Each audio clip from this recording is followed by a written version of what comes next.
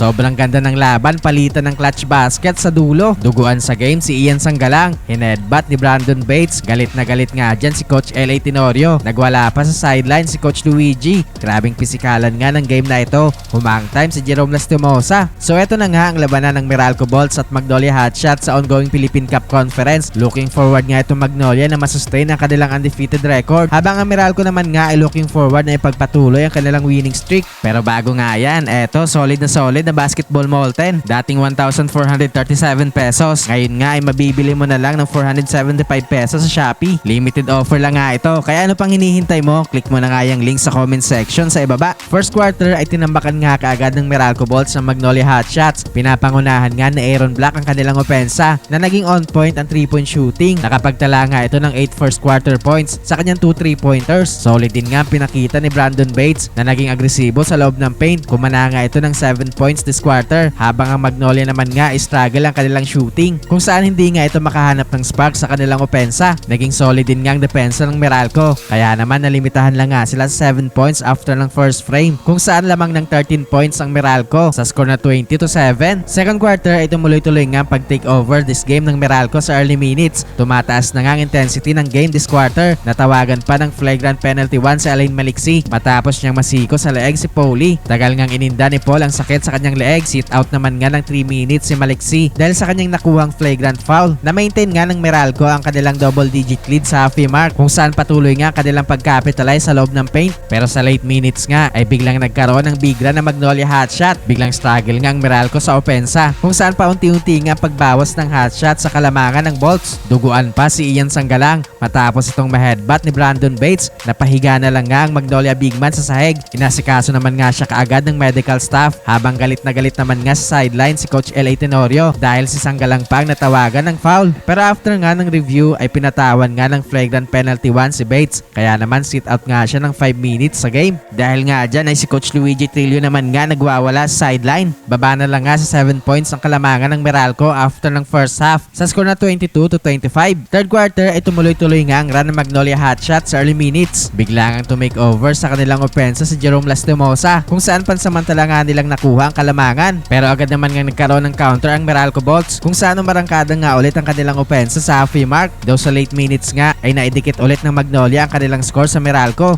Lamang lang ng 2 puntos ang Meralco after ng third frame sa score na 53-51. Fourth quarter ay nagkaroon nga ulit ng magandang simula sa opensa ang Meralco Bolts. Paunti-unti nga paglaki ng kanilang kalamangan sa Magnolia, nga sa double digit ang kanilang kalamangan sa halfway mark. Gandang move naman ni Jerome Lastimosa. Hang time play, sinawsaw pa ang bola sa kanyang top layup. Nakapagbigay nga yun ng spark sa opensa ng hotshots, kung saan dikit nga ulit ang score ng 2 kupunan sa late minutes. Bigla pang to make over sa Xavier Lucero down the stretch. Nagkaroon nga ito ng back-to-back 3-pointers para bigyan ng 1 puntos na kalamangan ng Magnolia with 41 seconds remaining. Pero binawi naman nga kaagad yan ng Meralco, kung saan nagkaroon nga ng big basket si CJ Cancino. Naging free throw game na nga sa late seconds, kung saan naging kontrolado nga yan ng Meralco. Namintis naman nga ni Lastimosa ang kanyang potential game winning basket. Kaya naman soli nga ipanalo ang Meralco Bolts.